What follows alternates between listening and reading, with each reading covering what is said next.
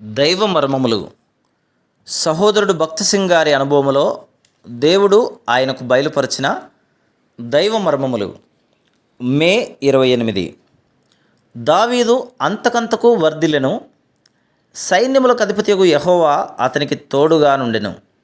2 సమూయేలు 5:10. దేవుడు దావీదును హెబ్రోను, సియోను అను స్థలములకు నడిపించి కొన్ని దేవుని నియమములను అనుసరించడం ద్వారా తాను వ్యక్తిగతముగాను సమాజముగాను కోల్పోయినదంతటినీ ఎలాగూ సంపాదించుకొనగలిగానో మనం చూస్తేమి. దావీదు హెబ్రోనులో 7 సంవత్సరముల 6 నెలలు నివసించిన తర్వాతనే సియోనునకు వచ్చెను.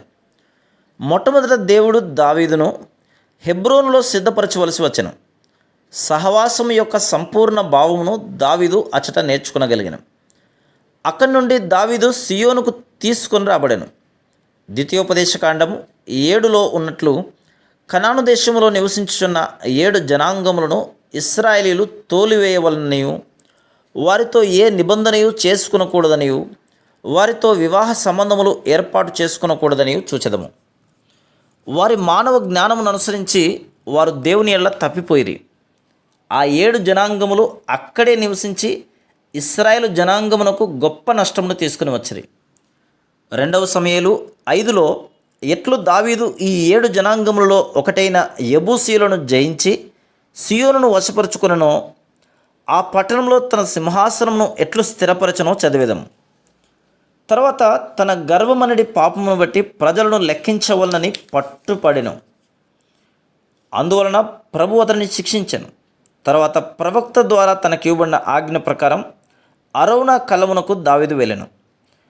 అక్కడ దేవునికి ఒక బలిపీఠం కట్టు ద్వారా మందిరం కొరకైన స్థలమును కనుగొనెను. సియోను విషయమైన మొదటి నియమము ఇదే. దేవుని ఆలయము ఉండవలసిన స్థలం ఇదే. ఆయన నివాస స్థలము యొక్క ఉనికి మనము చూడవలననియే మనల్ని దేవుడు సియోనునకు తెచ్చును. సంపూర్ణముగా విరగొట్టబడి తగ్గించుకున్న తర్వాతనే దావీదు ఆ స్థలమును కనుగొనెను. మొదటిదిగా మనం దేవుని స్వంత మార్గములోనికి తీసుకొని రాబడవలెను. రెండవదిగా ఆయన సేవలో మన స్వంత జ్ఞానము, తెలివితేటలు, యోగ్యతల మీద ఆధారపడకూడదు. మందిరం కొరకైన స్థలమును దేవుడు దావీదునకు బయలుపరిచిన పిదప మందిర నిర్మాణము కొరకైన మచ్చును రాత మూలముగా దేవుడు ఆయనకిచ్చను. సియోను యొక్క 2వ దైవ నియమము అదియే. ఇది మన వ్యక్తిగత, కుటుంబ, సంఘ జీవితముల కొరకు గల పరలోకపు ఏర్పాటు. మొదటి దినవృత్తాంతము 28వ అధ్యాయం 19వ వచనం. Praise the lord.